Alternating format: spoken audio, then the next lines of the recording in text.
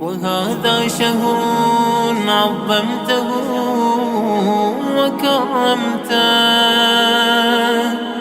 وشرفته وفضلته على الشهور.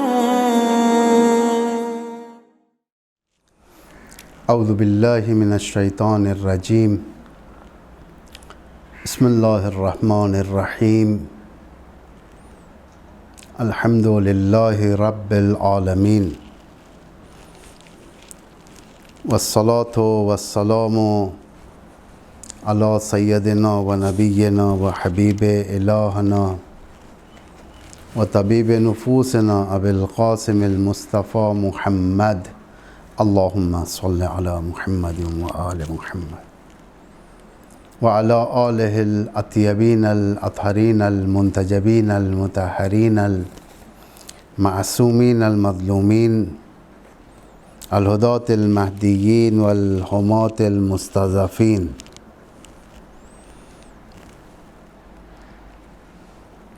ولا حول ولا قوة الا باللہ العلی العظیم. آج ہم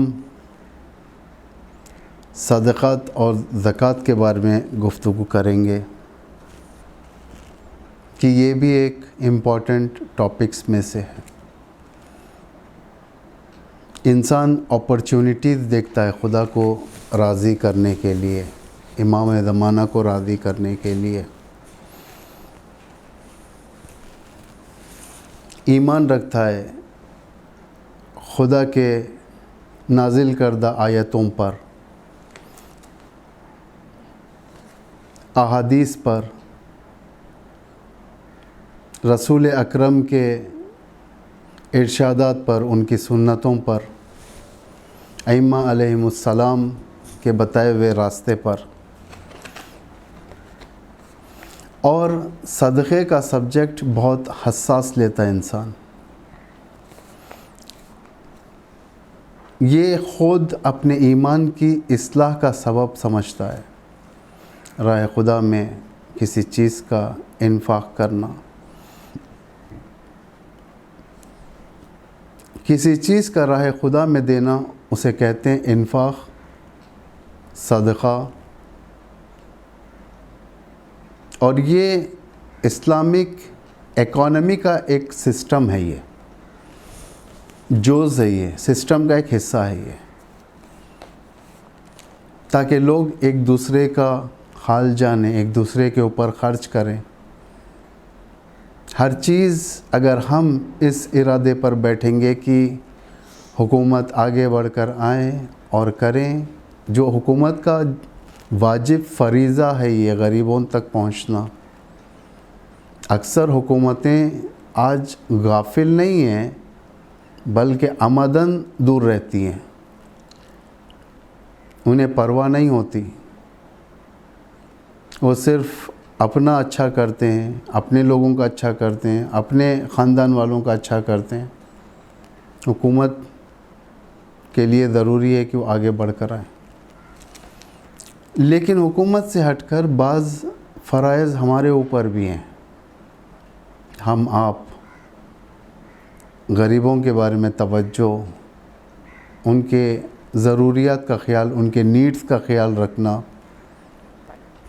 اسلام ہمارے اوپر بھی فرائض قرار دیا ہے تاکہ ہم اپنے مال میں سے ان کو بھی ادا کریں، ان کا بھی پیٹ بھریں. جو حقیقتاً انسانیت کا ایک بہترین پہلو ہے. یہ صدقے، جو لفظ صدقہ ہم استعمال کرتے ہیں، معمولاً ہمارے اندر یہی معنی ہے کہ صدقہ یعنی پیسے کا کسی کو دینا. اسے صدقہ زیادہ تر معروف ہے یہ ہمارے درمیان. راہ خدا میں کچھ پیسہ دے دیا.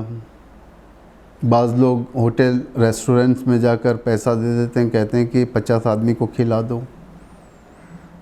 اور بعض خود گھروں میں بنا کر غریبوں کے گھر تک پہنچاتے ہیں. سب صدقات، یہ ایک حصہ ہے صدقے کا. صدقے کے 5 اقسام ہیں، 5 ورائٹیز جسے ہم کہتے ہیں۔ ایک مال میں صدقہ ہے، جو میں نے آپ کو بتایا، جو آپ لوگوں کے ذہنوں میں بھی ہے کہ مال کو خرچ کرنا راہ خدا میں، صدقہ نکال دیا۔ بعض لوگوں کے اندر بہت اچھی ایک سنت ہے کہ اپنے تنخواہ میں سے ہمیشہ پہلے راہ خدا میں غریبوں کا حق الگ کرتے ہیں، اور سال ختم ہونے پر خمس کا حساب کرتے ہیں۔ زکوٰۃ یہ بہت اچھی چیز ہوئی لوگوں کے اندر، یہ اچھی سنتیں بن جاتی ہیں شہروں کی۔ میں 12 تقاریر میں کہہ چکا ہوں کہ صدقات راہ خدا میں خرچ کرنا، انفاق کرنا، یہ اللہ کے غضب کو دور کرتا ہے اور عذاب نازل ہونے سے بچاتا ہے۔ یہ کافی امپورٹنٹ ٹاپک ہے یہ۔ مال میں صدقہ، 2 مقام میں صدقہ۔ مقام میں صدقہ یعنی جس کے ذریعے سے دوسروں کو شفاعت کریں۔ مثلا ہم اپنی اعتبار سے بات کر رہے ہیں یہاں پر۔ مقام میں صدقہ اگر دیکھا جائے گا تو ائمہ علیہ السلام کے یا رسول اللہ اور ان کی آل کے سے نسبت اگر دیکھا جائے تو ان کا مقام اللہ کے نزدیک بلند ہے۔ محشر میں وہ شفاعت کا حق رکھتے ہیں، اللہ انہیں اجازت دے گا شفاعت کی۔ پیغمبر شفیع امم ہے، حضرت زہرا سلام اللہ علیہا شفاعت کریں گی، امام علی شفاعت کریں گے، ائمہ معصومین شفاعت کریں گے، شہداء شفاعت کریں گے۔ جو راہ خدا میں قتل ہو گئے، جو راہ خدا میں شہید ہو گئے، وہ شفاعت کریں گے، مقام میں شفاعت۔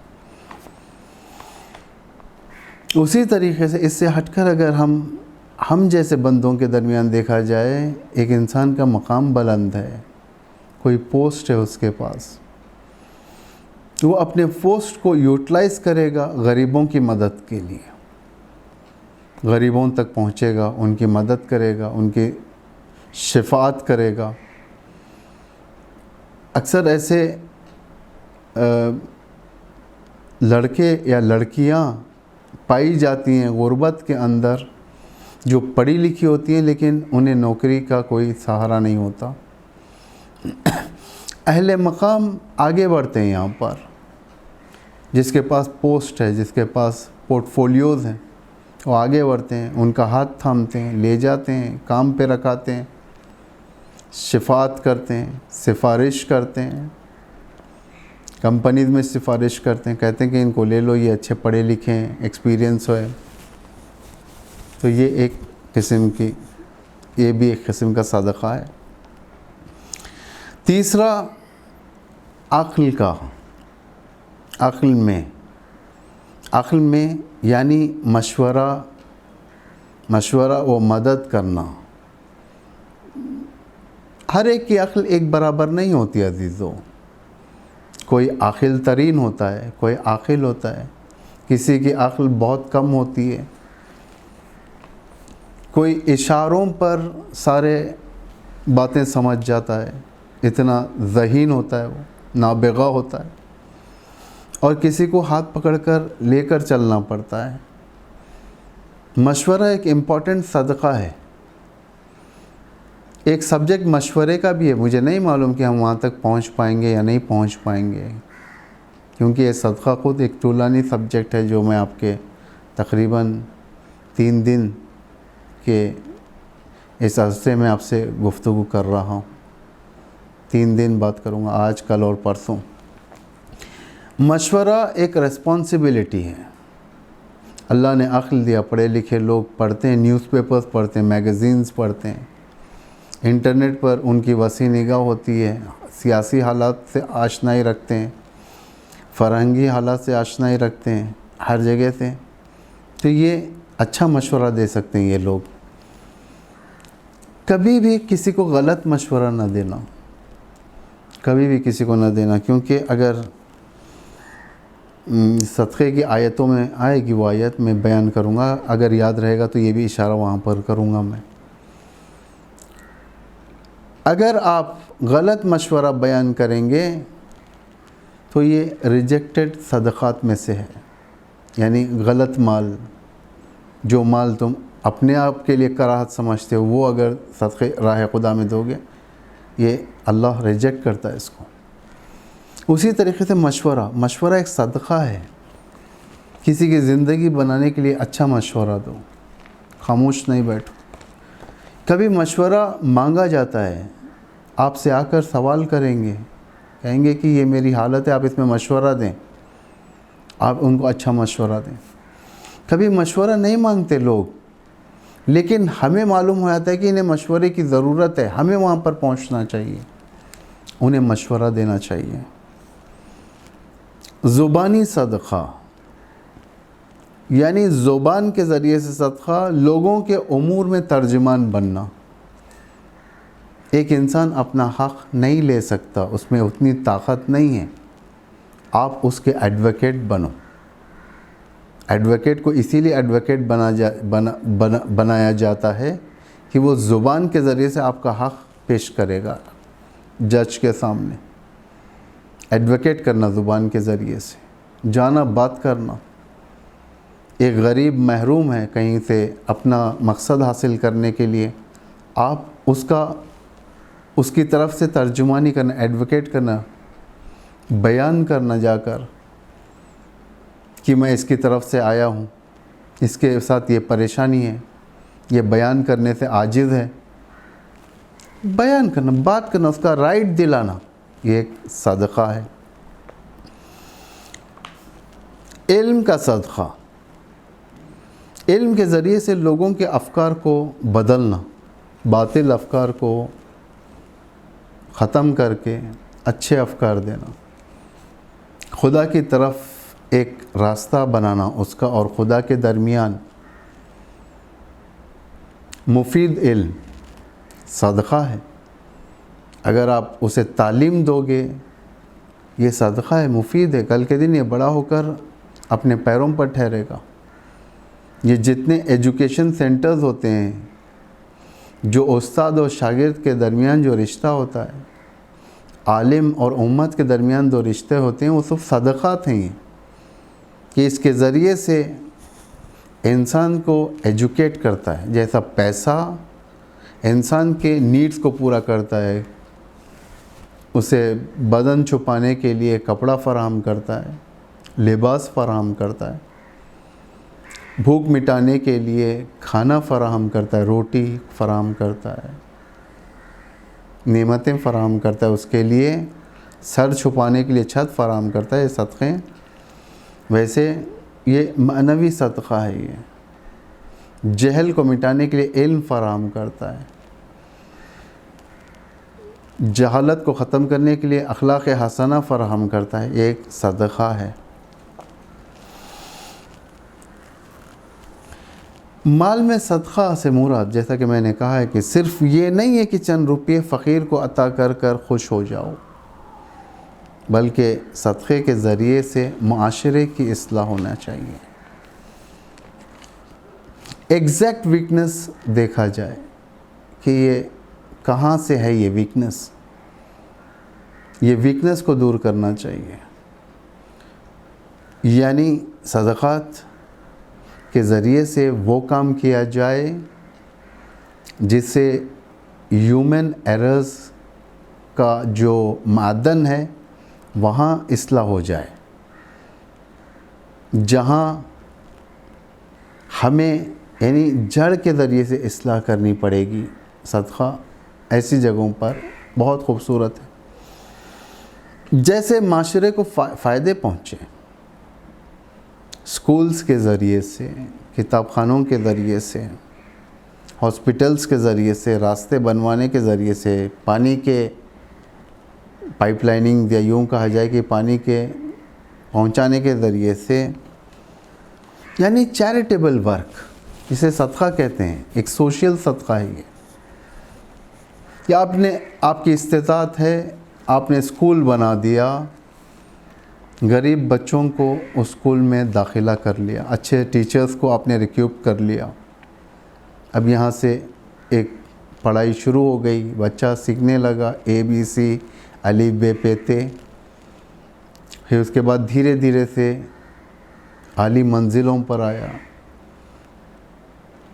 ایک کورس ختم کیا، پھر انٹر میں آیا، انٹر کے بعد کالج میں گیا، کالج کے بعد ڈگری حاصل کیا، ڈگری کے بعد ماسٹرز کے، ایک صدقہ جاریہ ہو گیا۔ یہ ہاسپٹل بنا دیا اپنے، جہاں بیماروں کا علاج ہونے لگا، جہاں پر ڈاکٹرز ٹائم دینے لگے، ہاسپٹلز، کتاب خانے، تاکہ لوگ کتابوں سے استفادہ کر سکے۔ اور اسی طریقے سے وہ چیزیں جو آج کے دور کے مطابق، ٹیکنالوجی کے مطابق ہیں، وہ آپ لوگ بہتر جانتے ہیں۔ اگر یہ چیزوں پر اگر اتنی استطاعت نہیں ہے، چند غریبوں کو پڑھانے کی استطاعت ہے، پڑھائیں، تھوڑے لوگوں کو ایجوکیٹ بنائیں، انہیں روزی کی طرف لگائیں، ایکسپیرینس دلائیں، کاموں کے ذریعے سے ان کا ہاتھ تھامیں۔ فقیر اور مسکین کے لیے صدقہ ہے یہ۔ فقیر اور مسکین کس کو کہتے ہیں؟ فقیر وہ ہے جو محتاج ہوتا ہے لیکن مانگتا نہیں ہے، یہ صرف اور صرف اللہ سے راز و نیاز کرتے، اسے کہتے ہیں فقیر۔ معمولاً ہماری زبان میں فقیر وہی لوگ ہیں جو مانگتے ہیں، جیسا کہ قرآن کی آیت بھی ہے، ہم لوگ فقراء، اللہ غنی ہے اور ہم فقراء ہیں۔ ذہن میں ایگزیکٹ آیت میرے نہیں ہے کہ میں آپ کو بیان کرتا ہوں، کبھی قرآن کا ترتیل آپ کا گزر ہو تو اس آیت کے اوپر نگاہ رکھیں آپ۔ مسکین اس محتاج کو کہتے ہیں جو مانگتا ہے، اپنے خواہشات آپ کے سامنے رکھتا ہے، لیکن دونوں محترم ہیں۔ گھر آئے مسکین کو واپس نہیں کرو۔ امام علی فرماتے ہیں ان المسکین رسول اللہ، مسکین جو تمہارے گھر آتا ہے مانگتا ہے وہ اللہ کا بھیجا ہوا ہے۔ رسول اللہ سے مراد رسول خدا نہیں ہے، رسول اللہ یعنی بھیجا ہوا۔ جس نے بھی اس کو دیا گویا اس نے اللہ کو دیا، جس نے بھی اسے رد کیا گویا اس نے اللہ کو رد کیا۔ مسکین۔ خداوند متعال سورہ بقرہ میں ارشاد فرماتا ہے للفقراء الذین احصروا فی سبیل اللہ، یہ صدقہ ان فقراء کے لیے ہے جو راہ خدا میں گرفتار ہو گئے۔ راہ خدا میں گرفتار، ان کے پاس پیسہ نہیں ہے، بھوکے ہیں وہ لوگ، مجبور ہو چکے ہیں، یا وہ مسافر جو آتا ہے پھنس جاتا ہے، جانے کے لیے پیسہ نہیں ہوتا، جیسا لاک ڈاؤن ہے۔ لاک ڈاؤن میں اچھے لوگ بھی ہیں جو باہر سے آئے یا یہاں سے باہر گئے، صاحب استطاعت لوگ ہیں، لیکن وہاں جا کر پھنس جاتے ہیں، ان کے پاس پیسہ ختم ہو جاتا ہے۔ تو یہ بھی خدا کی راہ میں فقیر ہیں، ان کی بھی مدد ہونی چاہیے۔ لا یستطیعون ضربا فی الارض، اور کسی طرف جانے کے قابل بھی نہ رہیں۔ یہ لاک ڈاؤن یعنی ایک غریب جو کہیں جا بھی نہیں سکتا، پھنس جاتا ہے بری طریقے سے، لیکن مانگ بھی نہیں سکتا، اس لیے کہ یہ غریب وہ غریب ہے جو مستحق ہے لیکن سوال نہیں کرتا، زبان بند ہے اس کی۔ یحسبوہم الجاہل اغنیاء من التعفف، ناواقف افراد انہیں ان کے حیا و عفت کی بنا پر مالدار سمجھتے ہیں۔ غریب اپنے آپ کو ایسے بناتا ہے کہ لوگ احساس نہیں کر پاتے کہ یہ غریب ہے یا مالدار ہے۔ جو ناواقف لوگ ہوتے ہیں، نادان لوگ ہوتے ہیں، اسے صاحب استطاعت سمجھتے ہیں۔ تعرفوہم بسیماہم، حالانکہ تم ان کے چہرے کے آثار سے معلوم کر سکتے ہو، ان کے غربت کا انداز ہو جاتا ہے۔ لا یسألون الناس الحافا، یہ وہ لوگ ہیں جو لوگوں کو جا کر چمٹ چمٹ کے مانگتے نہیں ہیں۔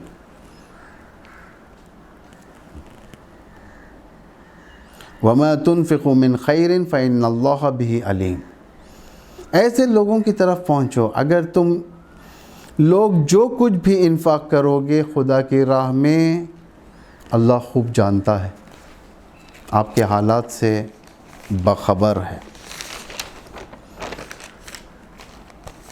صدقے کے اقسام ہوتے ہیں، باقاعدہ صدقے کے قسمیں، صدقہ واجب ہے، صدقہ مستحب ہے۔ اگر آج توفیق ہو تو ایک ختم کر دیتے ہیں ہم، صدقہ واجب۔ یہ فروع دین میں سے ہے، صدقہ واجب اسلام کی ضروریات میں سے ہے، اور اس کا انکار کرنے والا گویا اس نے آیات الہی کا انکار کیا، قرآن کی آیتوں کا انکار کیا، یعنی اللہ کا انکار کیا، گویا کفر کیا اس نے۔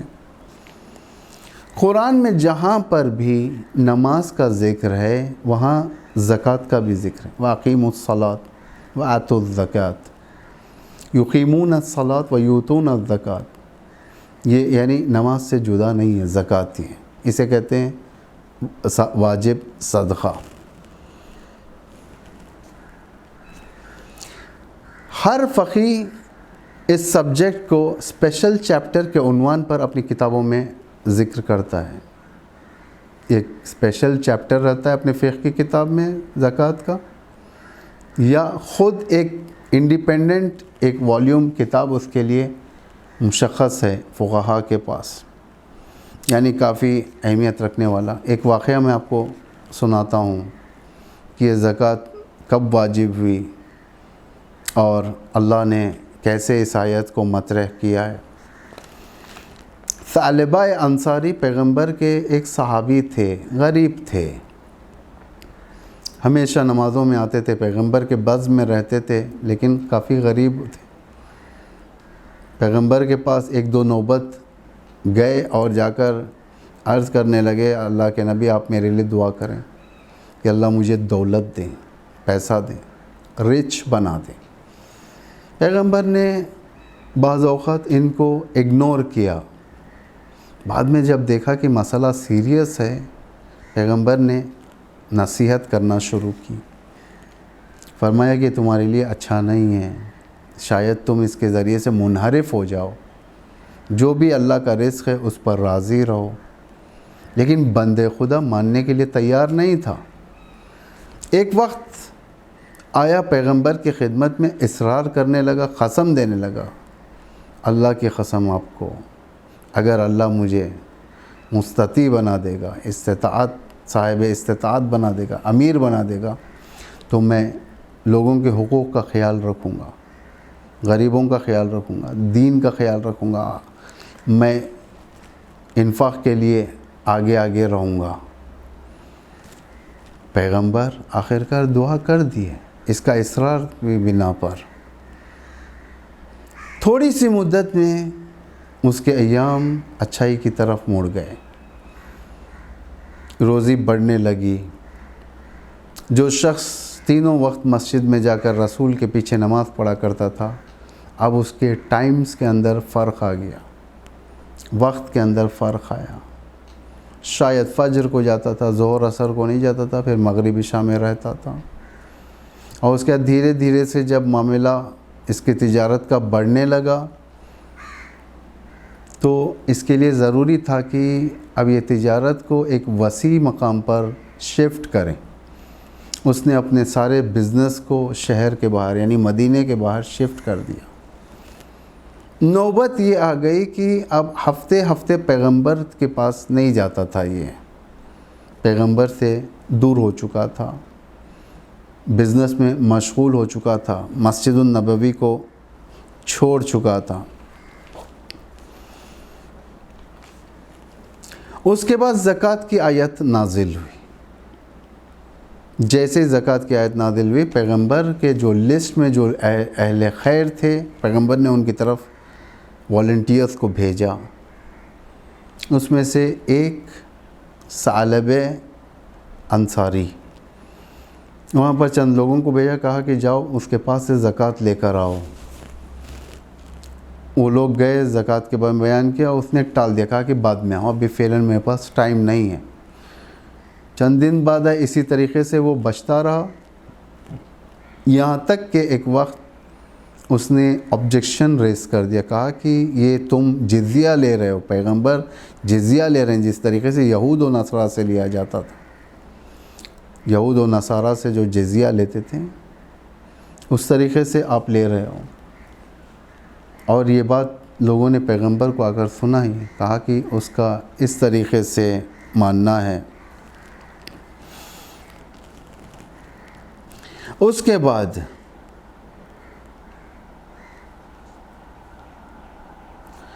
کے بعد یہ آیت نازل ہوئی، یہ آیت سورہ توبہ کی 75ویں آیت ہے۔ پروردگار ارشاد فرما رہا ہے وَمِنْهُمْ مَنْ عَاهَدَ اللَّهُ، ان میں سے وہ بھی ہیں جنہوں نے خدا سے عہد کیا، وعدہ کیا تھا اس نے کہ میں خیال رکھوں گا، حقوق ادا کروں گا۔ لَإِنْ أَتَانَا مِنْ فَضْلِهِ لَنَصَدَّقَنَّ، اگر وہ اپنے فضل و کرم سے عطا کر دے گا تو اس کی راہ میں صدقہ دے گا۔ یہ وعدہ کیا تھا اس نے پیغمبر کے سامنے۔ وَلَنَكُونَنَّ مِنَ الصَّالِحِينَ، اور میں نیک بندوں میں شامل ہو جاؤں گا۔ اس کے بعد فَلَمَّا آتَاهُم مِّن فَضْلِهِ، جب اللہ نے اپنے فضل سے اس کو عطا کیا، بخیلوا بہ، تو اس نے بخل کیا، کنجوسی کر دی۔ وَتَوَلَّوْا وَهُمْ مُعْرِضُونَ، اور کنارہ کش ہو گیا اور راہ سے پلٹ گیا۔ یہ ثعلبہ کی سٹوری۔ بعد میں ثعلبہ شرمندہ ہوا، یہ آیت سن کر پیغمبر کے پاس آیا، پیغمبر نے ملنے سے انکار کر دیا، کہا کہ اب تو ملنے کے قابل کا نہیں ہے۔ چلا گیا، بعد میں پھر کوشش کیا، نہیں ہوا، پیغمبر کی رحلت ہو گئی، بعد میں یہ بھی واصل جہنم ہو گیا۔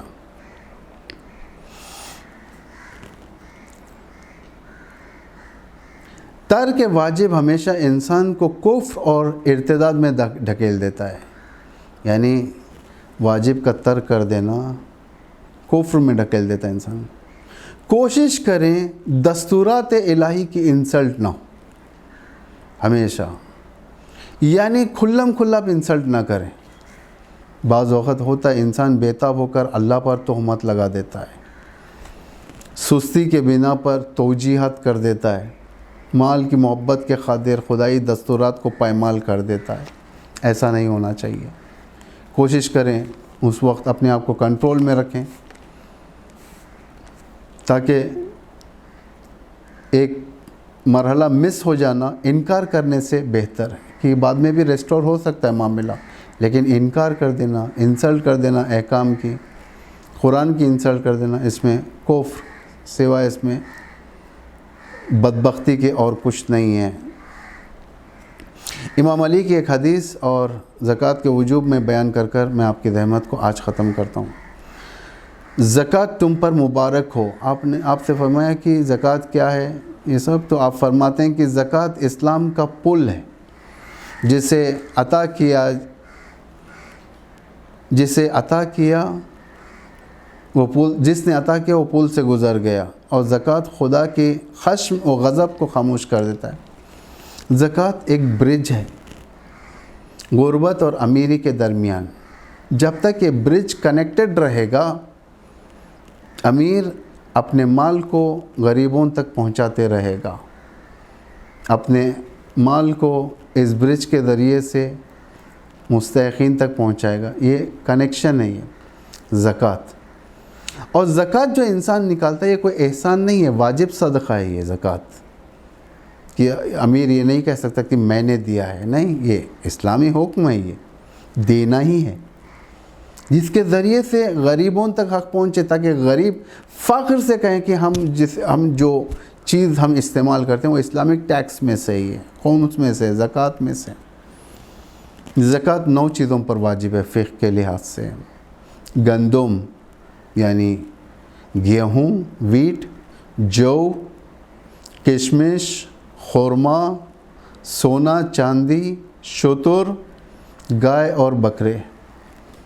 آج کے حد تک کے لیے اتنا کافی ہے، پھر انشاءاللہ کل۔ والسلام علیکم ورحمۃ اللہ وبرکاتہ۔